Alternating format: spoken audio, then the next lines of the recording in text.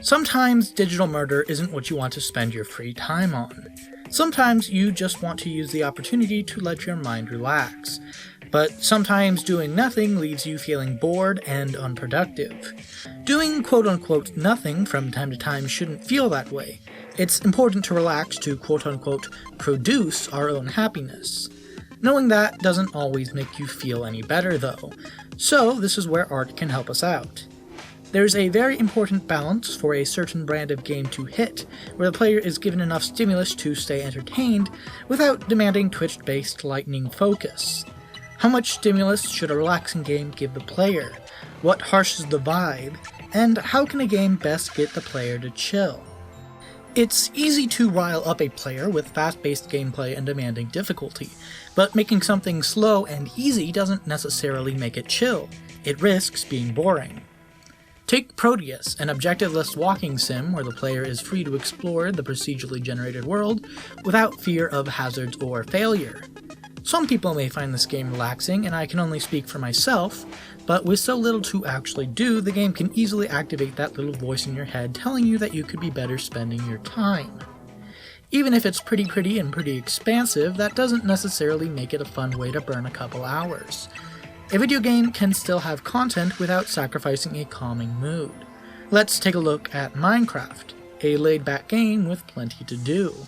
You can search for rare ore and treasure, you can build anything that you can think up short of a circle, or you can chart out the world. But whatever you decide, you still feel like you're getting stuff done. Treasure helps you out later, a work of art can be appreciated, and a better understanding of the world helps you out in later endeavors. These tasks might just be for fun, but they also feel productive since your hard work pays off later. There's a long gameplay loop that has each slow, meticulous, and laid-back task feeding into one another. The reason these loops are able to work so well is because they're so rooted in creativity and exploration. People can tinker with aesthetics or chart out a map for extended periods, and they don't get old. Take a game like Pokemon, where a player can spend all day finely tuning a team on Showdown, but once you get into the game proper, then it can easily get boring hatching eggs. Once it stops being creative and starts being busy work, it gets incredibly tedious. Back in Minecraft, if you do get bored of creating something, the world extends infinitely in each cardinal direction. You can explore forever, which means new biomes, which means new resources, which means new ideas to create with, completing the loop. One exception to this is Outer Wilds. Here's a game with an entire solar system full of scientific wonders to explore, where death only means a couple-minute road trip. But while there's plenty to learn and unearth, every run guarantees an inevitable fire death when the sun goes supernova. That can harsh one's mellow. Even though this death doesn't mean much, it still triggers some paranoia towards the end of a run to quickly get a last few seconds of exploration out of the way. You don't want to leave an area half explored, eating some time in the next loop that could have been better spent fully clearing something else. Again, those loops are lengthy enough to do a lot, and death is just an elevator ride, but the mere implication of a time limit can annihilate anyone's sense of productivity, even if the timetables are laughably in their favor. This isn't a bad thing though. One common ulterior motive a dev may have for making a chill experience in the first place is to take it away with something shocking or unsettling. Even in the making of this video, I thought it would be too much of a wasted opportunity not to take away from the monotone narration and groovy music with a good old-fashioned jump scare. This is your last chance to mute the audio. 3, 2, 1...